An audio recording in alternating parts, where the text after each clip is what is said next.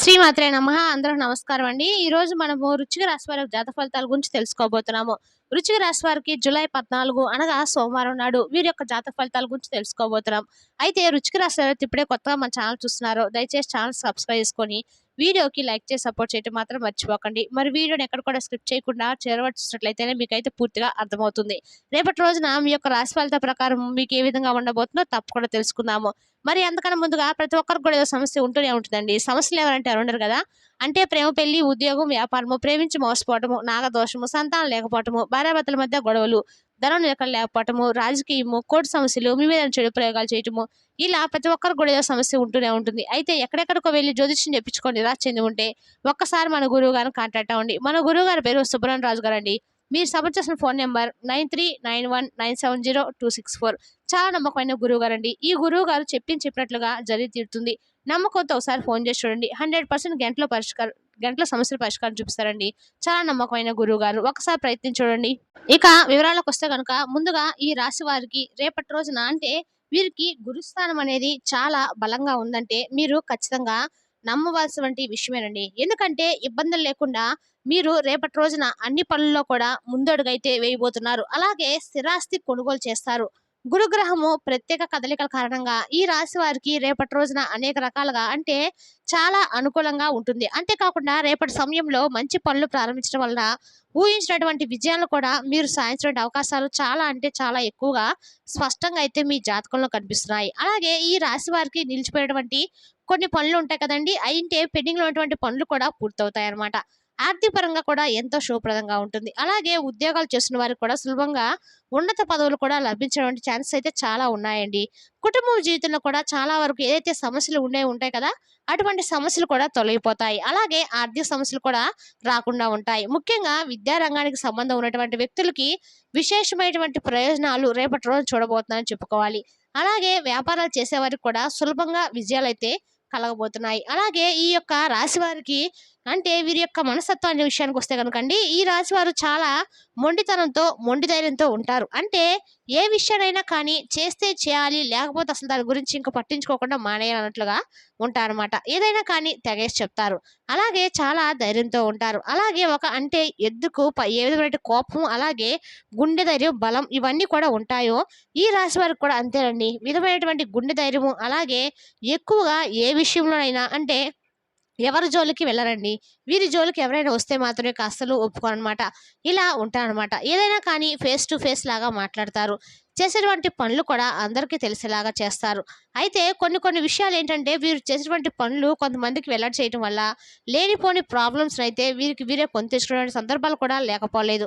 అంటే ఏంటంటే వీరికి బాగా ఏదైనా వీరు చేస్తున్నటువంటి ఒక పనిలో సక్సెస్ అనేది వీరికి కనిపించింది అనుకోండి, వీరికి అసలు నోట్లో మాట ఆగదనమాట.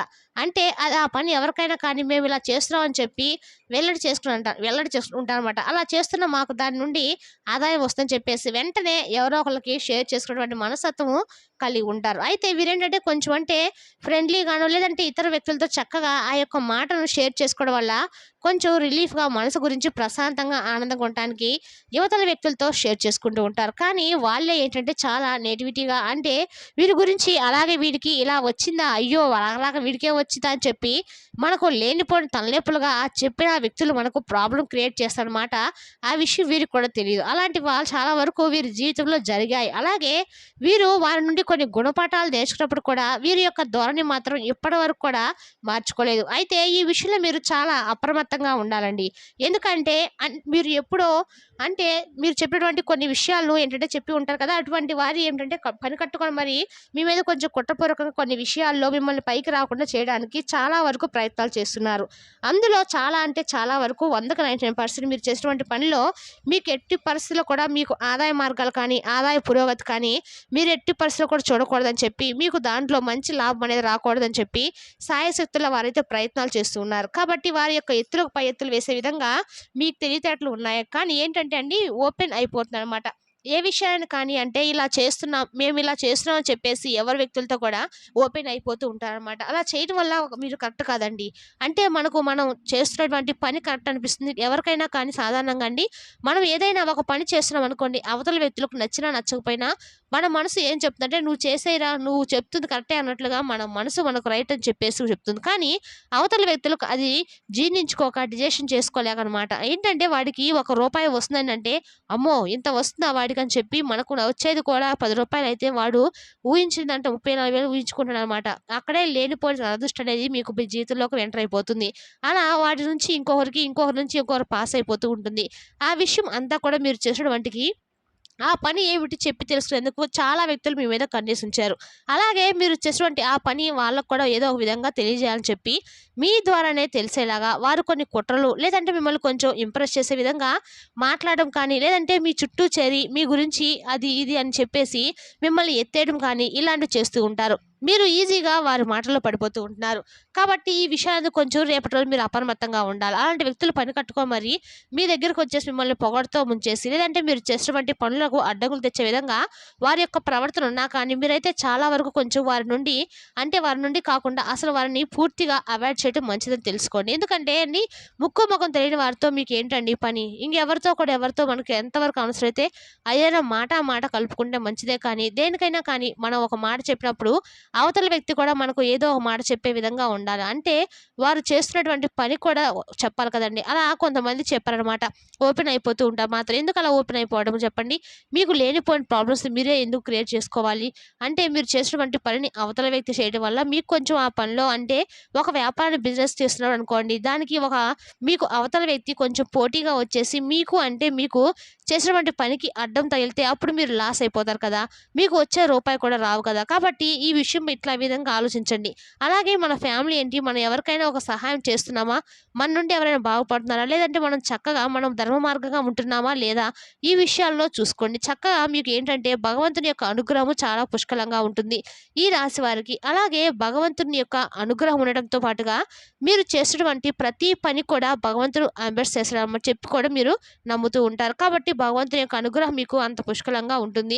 కాకపోతే మీరు ఉన్నటువంటి బిజీ లైఫ్ స్టైల్‌లో అందరికి కూడా ప్రతిరోజు కూడా ఇంట్లో దీపం పెట్టుకోవాలంటే అవ్వదండి. కొంతమందికి అవుతుంది, కొంతమందికి అవ్వదు. కాబట్టి ఎవరి పనులు వాళ్ళకుంటాయి కాబట్టి ఉన్నా లేకపోయినా మనం భోజనం చేయటం నిద్రపోవడం ఆపం కదండీ! ఏం పనులు కూడా ఆగిపోవు కాబట్టి మనకున్నటువంటి కొద్దిపాటి సమయమైనా 5 నిమిషాలైనా ఒక అర సెకండ్ అయినా కానీ దీపారాధన చేసుకోండి.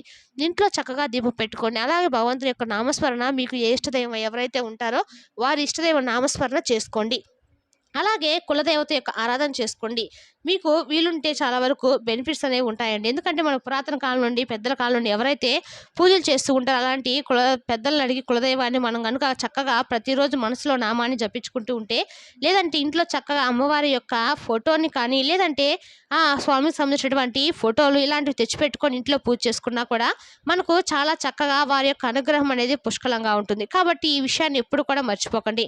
మన ఇష్టదైవం కంటే ముందు కులదేవత ఆరాధన చాలా ఇంపార్టెంట్. కాబట్టి ఇంట్లో చక్కగా కులదేవత ఆరాధన చేసుకోండి. ఇంట్లో ఎటువంటి నరదృష్టి ఉన్నా కానీ, లేదంటే నెగిటివిటీ ఉన్నా వెంటనే ఇంట్లోంచి లేనిపోతుంది. ఇంట్లో లేదంటే పిల్లలకి ఏదైనా కానీ చెప్పి మాట విన్నా, లేదంటే పిల్లల సంతాన విషయంలో ఆరోగ్య పరిస్థితి సరిగ్గా లేకపోయినా, లేదంటే మనకు కొంచెం ఒత్తిడి ఎక్కువగా ఉండి పనుల పట్ల ఏదైనా మనం అనుకున్నటువంటి పని సక్సెస్‌ఫుల్‌గా ముందుకు సాగడం లేదని చెప్పి మన మనసుకు అనిపించినా కానీ, ఇటువంటివన్నీ కూడా ఒక్కొక్కసారి ఏంటంటే అండి, మనకు సంబంధించినటువంటి కులదేవత ఆరాధన చేసుకోకుండా ఉండడం వల్ల కూడా ఇలాంటివి ఎదురవుతూ ఉంటాయి అన్నమాట. కాబట్టి ఇటువంటి విషయాల్లో కొంచెం కేర్‌గా ఉండండి. అలాగే అంటే మనం కొన్ని విషయాలైనా డోంట్ కేర్ అని చెప్పి అనుకోవచ్చు కానీ, భగవంతుడి విషయంలో మాత్రం అస్సలు అనుకోకూడదండి. మన మనసులో కాదుగా ఎక్కడ అనుకోకూడదు. కనీసం ఆలోచనలు కూడా రానివ్వకూడదు. ఎందుకంటే భగవంతుడు లేనిదే మనం లేమండి. కాబట్టి ఎంతటి కష్టమైన రానివ్వండి, నష్టమైన రానివ్వండి, కష్టాలు, నష్టాలు అనేవి కూడా కర్మ ఫలితాలే. కాబట్టి మనం చేసుకున్నవన్నీ కూడా మనకే ఎదురై స్వాగతిస్తాయి. అది కష్టమైన, నష్టమైన, ఆనందమైన ఏదైనా సరే భగవంతుడైతే డిసైడ్ చేయకండి. మన కర్మ ఫలితాలు మనం చేసుకున్నటువంటి కర్మలో ఏ జన్మలో కానీ పట్టి పీడిస్తూనే ఉంటాయి. కాబట్టి ఈ విషయం దగ్గర కొంచెం జాగ్రత్తగా అయితే ఉండండి. కులదేవత ఆరాధన చేసుకోవడము మొదలుపెట్టండి. ఇక తర్వాత మీ లైఫ్ అనేది ఎలా ఉంటుందో మీరే ఖచ్చితంగా ఆశ్చర్యపోతారు. మీకు మీరే మనసులో అనుకుంటారు కదా, ఇలా అనుకున్నాం కదా చాలండి, ఫలానా వ్యక్తి వలన ఇలా తెలుసుకొని మేము కులదేవత ఆరాధన చేయడం వల్ల మా లైఫే మారిపోయింది. మా మనసులో అనుకున్న అన్ని పనులు కూడా 100% జరిగిపోయాయని చెప్పి మీరే అనుకుంటారు. మరి తెలుసునా కానీ వృశ్చిక రాశి వారి జాతక ఫలితాలను తిరిగి రేపు వీడియోలో మళ్ళీ కలుసుకుందాం. Thank you for watching.